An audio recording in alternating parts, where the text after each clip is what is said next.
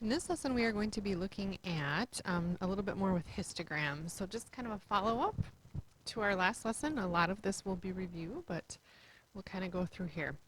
So this is just sort of a check for understanding here to make sure that you can describe the shape of these distributions. The first one I want you to try on your own, but because it trails off to the left, this one would be skewed left. Number 2, you can see that it has 2 peaks like this. And it really is also, if I can cut it in half right there. So I would say that this one is actually bimodal because it has 2 peaks. Oops, I misspelled that here. And it is also symmetric because it can be cut in half. Okay.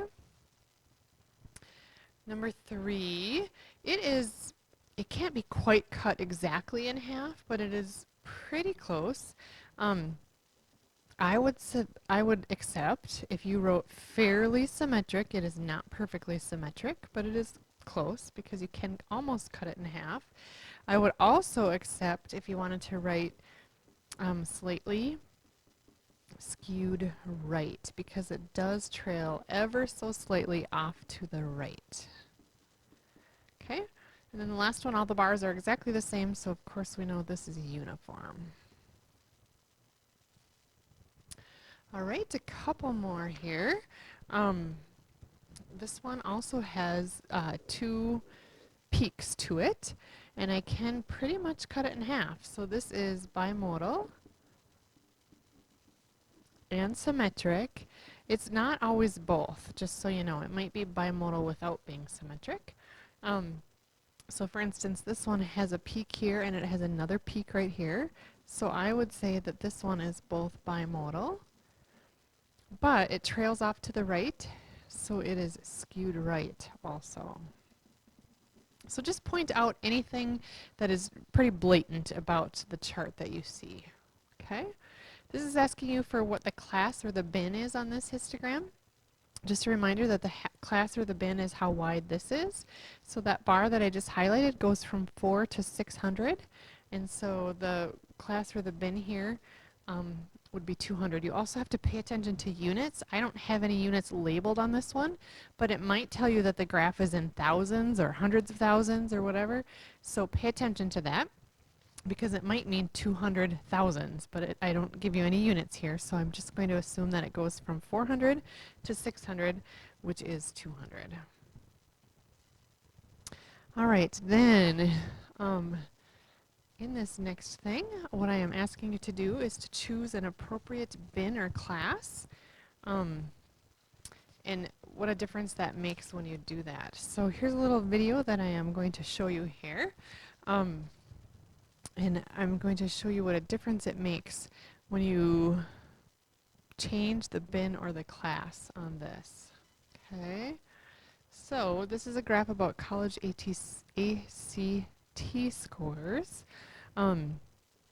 If I go like this and I make the bins a little wider, you can see what happens to the graph. If I go like this and I make the bins a little shorter, the general shape of the graph is staying the same, but it does change how drastic it looks skewed versus not skewed. It looks a little more symmetric here than it does here.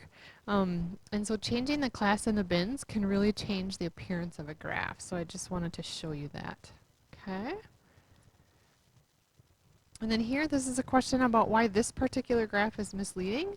I know it's a picture graph, but it is, if you think about it, these calligraphy pens here could be considered bars. And so if I were to sort of outline them, that's what my bars would look like. It sure looks like Time Magazine has makes much more money than Newsweek or U.S. News. But it's a little bit deceiving or distorting here.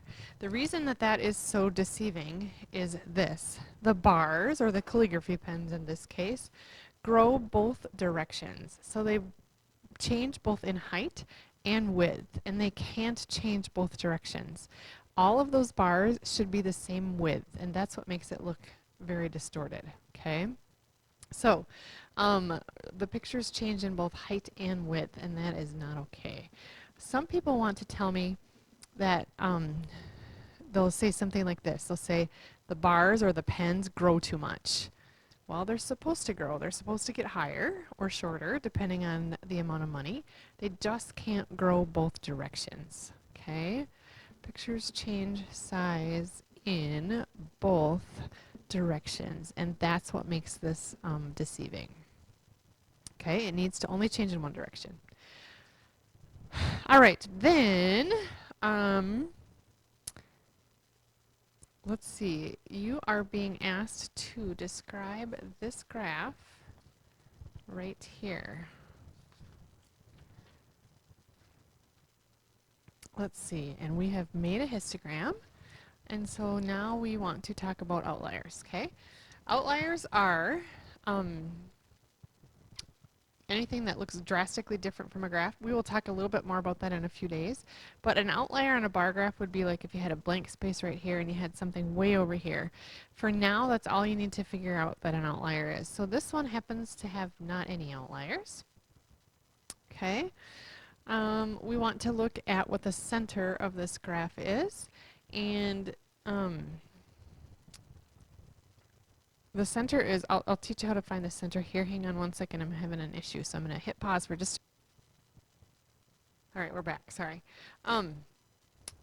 Okay, so when we want to find the center of this graph, I'm going to do this really quickly because this should be a review, but basically you need to figure out how many data points are in each bar. So in the first bar, this is 27 high, if you look, and this is probably 11 high, and 5 data points in there, and 12, 4, 8, 7, 4, 1, and 2.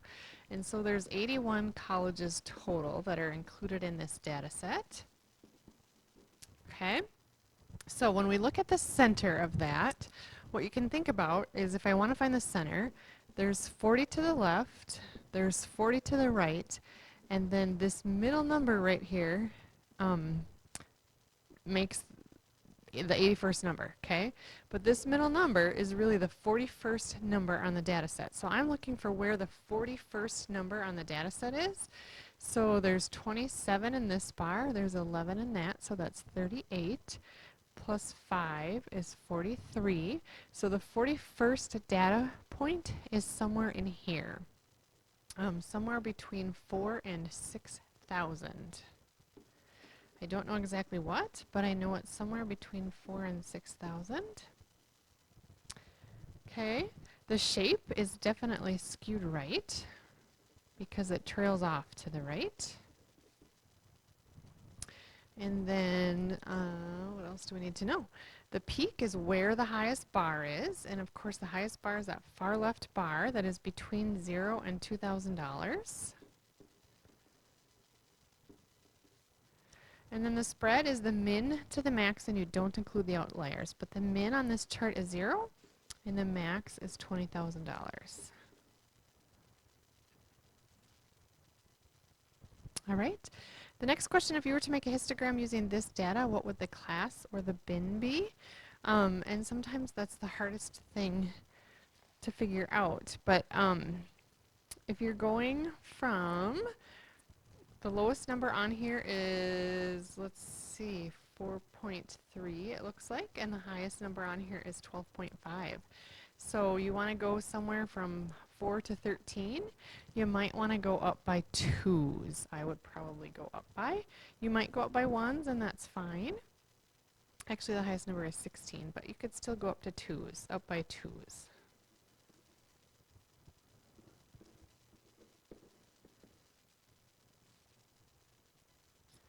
All right, and then of course you can take this and you can make a histogram on your calculator.